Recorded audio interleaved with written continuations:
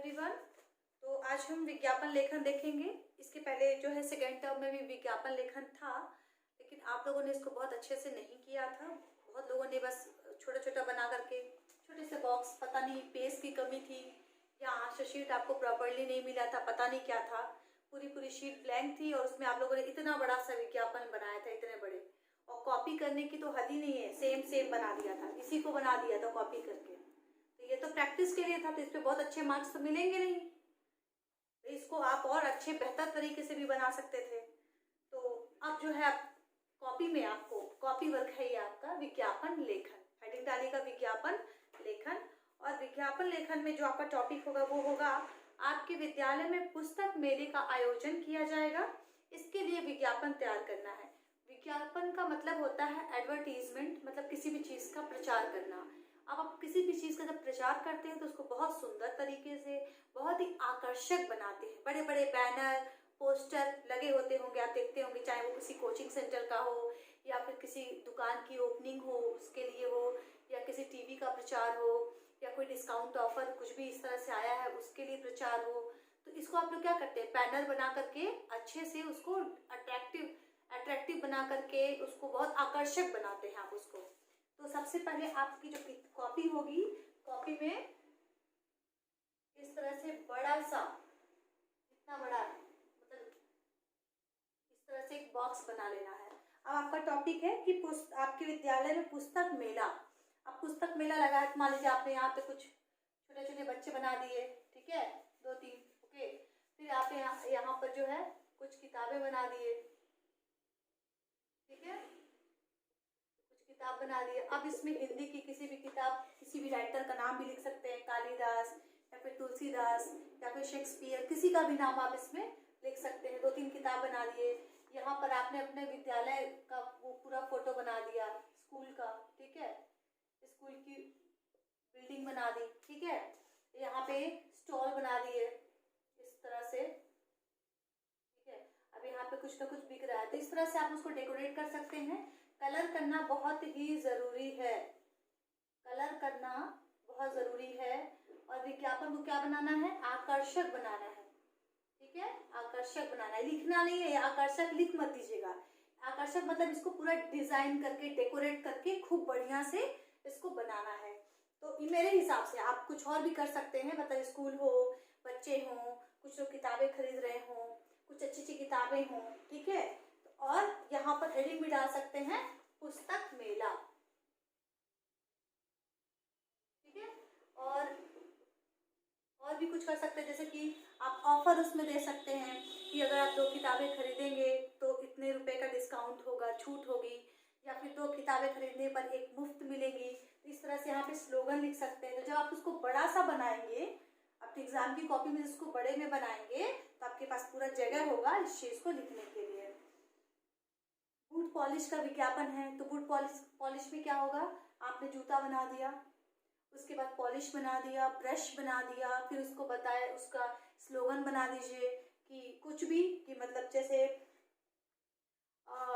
ये boot polish, कुछ भी जैसे कविता की तरह से आप उसको बनाइए। वो तो अपनी अपनी क्रिएटिविटी है कि मतलब क्या फायदे हैं आपके इस बूट पॉलिश, मतलब आपको बूट पॉलिश का प्रचार करना है। तो पॉलिश क्या करता है, जूते को चमकाता है, तो उसके लिए कुछ स्लोगन बना करके लिख दिया, कुछ राइमिंग में, कुछ भी, ठीक है, वो हो जाएगा विज्ञापन। अब इसके बाद मयूरी मेहंदी का विज्ञापन। अब उसमें क्या किया आपने, हाथ बना दिया। कैसे बनाएंगे हाथ, ऐसे तो रखेंगे तो बहुत बड़ा हो जाएगा आंसर शीट पे। तो आप इसमें जो है कुछ पंजे का ऐसे, ये ऐसे ऐसे करके, कुछ भी करके ये हाथ आपने बना दिया, ठीक है। अब इसमें कुछ थोड़ी बहुत मेहंदी की डिजाइन बना दी, कुछ भी, ठीक है, मयूरी मेहंदी हो जाएगा।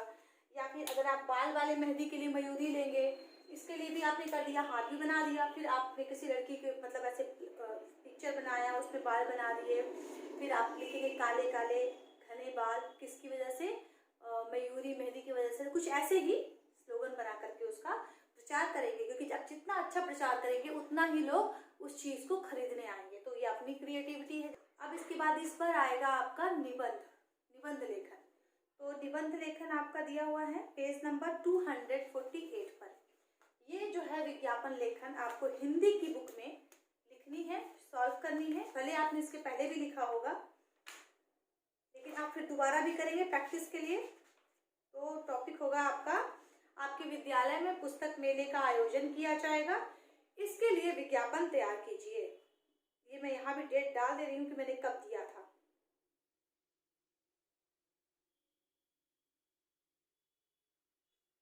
ठीक है, आपको ये टॉपिक कॉपी में लिखना है। और घर बेचने के लिए विज्ञापन, ये दोनों आपको कॉपी में लिखना है। यानी कि अभी कॉपी वर्क में ये पहला वर्क है आपका, 2 एडवर्टीजमेंट। और उसके बाद फिर आपको निबंध पे आना है। तो निबंध दिया हुआ है पेज नंबर 248 पर। निबंध की क्या विशेषताएं होती हैं, पहले उसको देखिए। निबंध के जो वाक्य होते हैं, जो स्टेटमेंट होते हैं, वो क्रमबद्ध होते हैं, सीक्वेंस में होते हैं और सुसंबद्ध, मतलब एक दूसरे से बंधे होने चाहिए। निबंध निर्धारित शब्द सीमा के अंतर्गत होना चाहिए। मान लीजिए हमने लिखा है 200, तो आप 200 से 225 तक ही बस लिखिए, ज्यादा मत बढ़िए। लेकिन 200 का मतलब ये नहीं कि आप है को भी काउंट कर लें, में पर जो अनुस्वार लगा उसको भी काउंट कर लें। पर्टिकुलर एक शब्द होना चाहिए। और अब ये नहीं कि एक ही चीज को बार बार लिखेंगे तो नंबर मिल जाएगा। अब मान लीजिए आप होली पे निबंध लिख रहे हैं और केवल यही लिख रहे हैं, बहुत मजा आया है, मैंने गुजिया खाया, मुझे बहुत अच्छा लगा, मैंने नए कपड़े पहने, मैं घूमने गया, बस यही सब फालतू की चीजें लिखेंगे तो आप उस पर नंबर नहीं मिलेगा, भले वो 400 शब्द हो। आपको बताना होगा कि होली क्यों मनाई जाती है, उसकी क्या महत्ता है, उसकी क्या विशेषता है, क्या लोग क्या मतलब इसको लोग इस दिन हमें, होली के दिन हमें क्या नहीं करना चाहिए, क्या उद्देश्य है होली मनाने का, तब जाके आपका निबंध पूर्ण माना जाएगा। दीपावली लिखते हैं या ईद लिखते हैं, जिसके बारे में भी लिखते हैं, आपको ईद के बारे में बताना है कि कब ईद मनाई जाती है, क्यों मनाई जाती है, क्या क्या बनता है पकवान, क्यों उसको मनाने का क्या उद्देश्य है। तो हर त्योहार को मनाने का कोई ना कोई उद्देश्य होता है। तो आप निबंध को समझिए, केवल फालतू की चीजें, ये ऐसे मजा आया, खाए पिए, ऐसे पटाखे फोड़े, बस इसी में आप लोग रह जाते हैं, यही सब चीजें आप लिखते हैं। नहीं, अब थोड़ा सा आपका लेवल थोड़ा सा अप हो गया है, तो अब ये बच्चों की तरह निबंध नहीं, थोड़ा सा हाई लेवल आपका होना चाहिए।